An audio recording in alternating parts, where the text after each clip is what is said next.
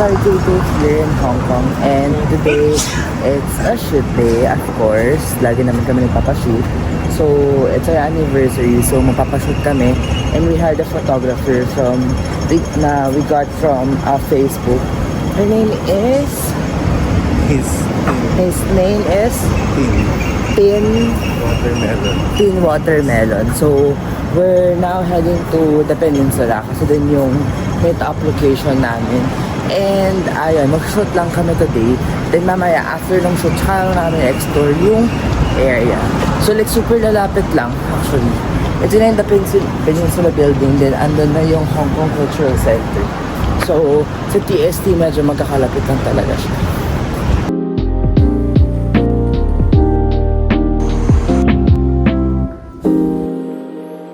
Guys, ayan. So, for this morning, we're so lucky kasi hindi siya umulan. Like, super cute lang kanina. And, sobrang happy na naging shoot namin. Actually, we booked a 2 hours shoot with team. Pero, lagpas na. Sobrang nag-enjoy din siya and all. And, ayun, maglalagay na rin ako ng few clips dyan kung ano yung mga naging shoot namin. So, if ever you wanna contact her, you can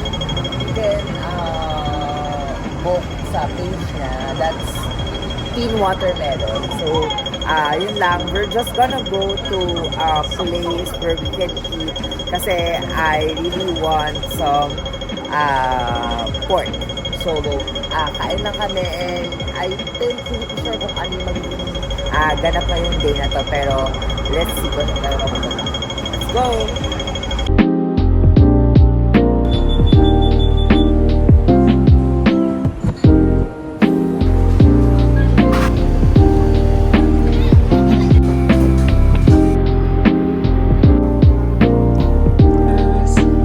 Good morning, guys. So, it's our day 2 here in Hong Kong. And it's the day na transfer na kami sa Macau for an overnight stay. So, yesterday was sobrang chill lang. Like, super. As in, cafe lang kami and then roam around lang kami. Pero, hindi na naka-update kasi nag-enjoy lang kami. And, ayun. So, ngayon, we're heading to a cafe near our hotel. So, magbe-breakfast lang kami. Then mamaya, hanapin na namin yung bus going to Macau. Let's go!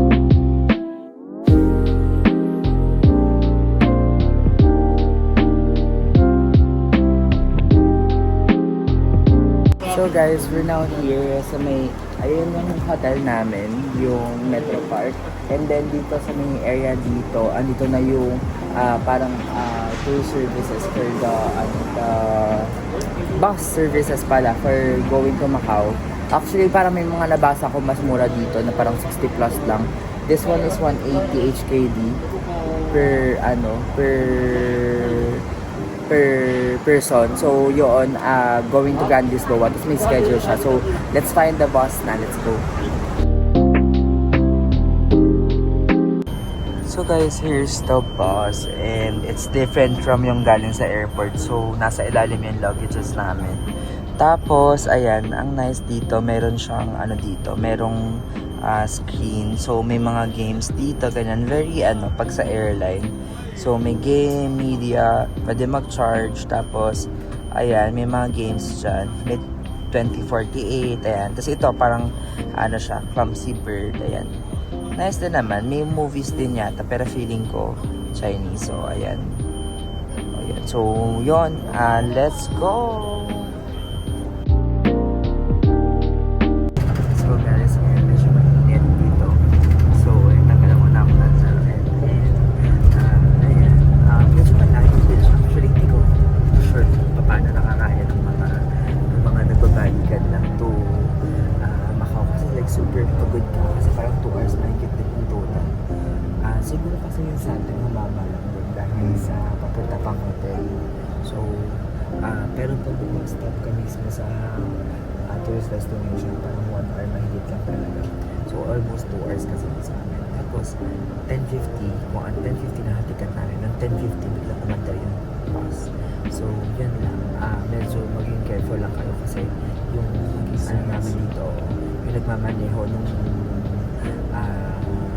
sinasakyan namin ngayon dito ay hindi mo na maging English kasi feeling nga namin na frustrate sila at sungit na like super sinsigaw ulit. So, yun lang. So, let's go and hopefully maging okay naman yung weather dito. So guys, pumunta kami dito sa may parang airport nila. Tapos, binaba din yung luggage. Akala ko hindi nila, siguro check-in. Tapos, mag-immigration lang kami. Let's go. Minutes. Ilan minutes? 20 minutes lang dito.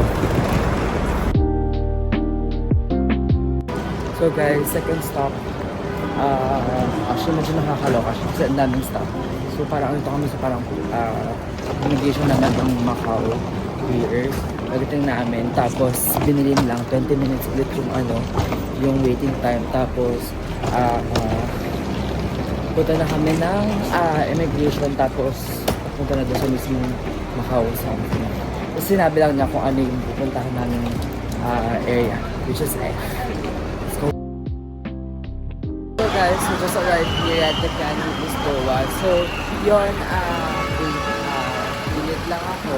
Pero like, ang flow dito is yung binok namin, mas mahal siya compared dun sa talagang literal na commute. Actually, it's commute, pero parang naka-organize na everything na nasasakyan mo.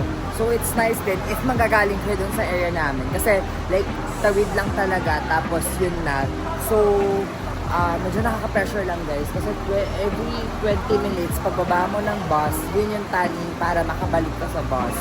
So yun, dito na kami sa Grand Lisboa. Kasi ito yung pinili namin location ng drop-off. And at the same time, hanap rin kami ng kakain namin. Kasi it's currently 12:45 PM and gutom na kami.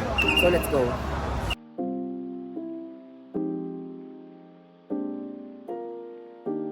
So guys, we are now here at Gong Chiche. Actually, it's a recommended dun sa GC na nakita natin. Like, super gutom na kami, pero may pila. Pero, actually, akala naman mahaba yung pila. Pero, nagbili muna kami ng egg dun sa nearby. Tapos water kasi like 2 o'clock na. So, super gutom na kami talaga. Tapos, ang init talaga. Tapos, naka-long sleeves pa ako. Hindi ko alam na ganito. Hindi ko alam na ganito ka-init. So yun, hopefully maging masarap ito. Pero may long line siya. Tapos nagulat kami na parang 3 or 4 floors siya. So it's really, madami kami in kasi gutom na kami. So we're just gonna wait for the food. Hi guys! So we just checked in here at our hotel. So this hotel is named Masters Hotel Macau. So actually it's just a walking distance sa Senado Square and sa mga kainan dito, which is very nice. Pero yun lang, merong ginagawang area, so medyo malayo yung pedestrian niya. Pero parang this is not a modern hotel actually. This is something na parang old style. Pero, actually mukha naman siya maintained and malinis, malamig ang aircon and everything. So, let's go and start the room tour. So guys, ito yung door. So, we are on the 6th floor. And then, ayan, maluwag naman siya. This one, hi love, hello. So, ayan. So, ito yung pag-entrance nyo, may mirror. Ayan, diba? Nakakatsaka yung flowers. Ayan, so may pa-kettle dito. Mabilis ang wifi nila, guys. Mabilis ang wifi dito. So, kung may nag-work kayo, mabilis ang wifi dyan. Tapos, ayan, we got this pala kanina. Kumain na kasi kami. And, ayan, nag-work. Meron ditong chair actually. Pwede siyang pang makeup or pang work actually. Then, may TV dito. Tapos, may safe. May refrigerator. Tapos, may sockets. Hindi nyo na kailangan nung adapter. Okay yung sockets na. Tapos, may mirror dito. Hi. Tapos, I guess this is a queen size bed. Hindi na siya king size bed. This is a king. Hindi na siya queen. Parang malaki siya masyado. And then, ayun, na-upgrade kasi kami dito. And, ayan, ito yung CR. Yung CR, very small lang. Pero malinis naman siya. Merong, dala namin yung tabo, guys. Check out nyo yan sa TikTok shop. Ayan, may shower kami, may towel and everything. Very simple, maliit, pero okay naman, malinis. So, yun. So guys, we're heading out now and punta na kami dun sa may area ng Venetian. Ay, sorry, hindi kami punta sa Venetian kasi very busy lang siya. So, punta kami ng Parisian, Londoner, and din sa mga area na yun. Tapos doon na din siguro kami mag-spend ng time until late night or night time para makita namin yung magandang view. And, ayun, medyo malayo na siya from here. Around 40 minutes. Kasama na yung walk doon and everything. So, yun, let's go. And hopefully, hindi na tayo mahasal kasi kanina medyo pagod na kami. Kaya nagpahinga kami. And actually, makikita na naman yung hotel now. It's nice naman. Not the bonggang-bonggang modern, pero it's a classic. Let's go.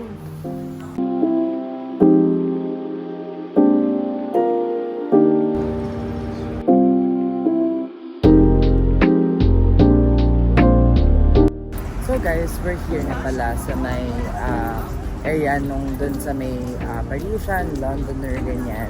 So yun, nakita niyo naman siguro may mga clips dyan. And ayun, actually magkakalapit lang siya, like magkakatabi, literal.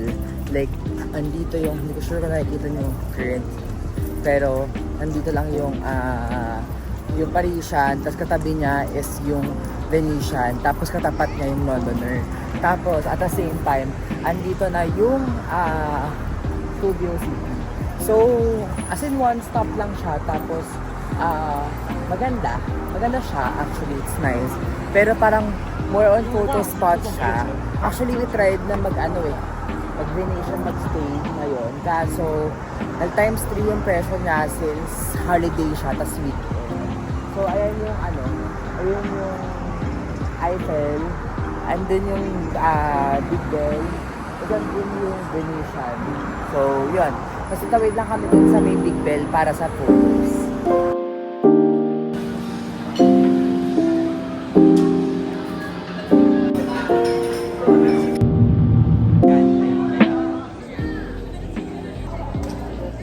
So guys, ayun, nag-visit lang kami here sa Senado Square. And, ano pa kami na ngayon? Ruins of St. Paul. So, nagulat lang kami na like, maliit lang pala siya. And at the same time, wala siyang factor. Ganyan. So, yun, may tarpaulin yung gitna niya kasi parang under Kemerut siya. Under Paganap siya. So, yun lang. Tapos, nag-SB lang kami. May mga Uniqlo, may mga maraming fruities and jerkies dito. So, kung gusto na mabusog, pwede kayo magpa-fruities and jerkies dito. Dahil marami din nagbabenta ng mga tarts. Feeling ko mas maraming stores na open pag umaga. Pero, ayun lang. So, we're just gonna head home and let's call it a day. And see you on the next vlog!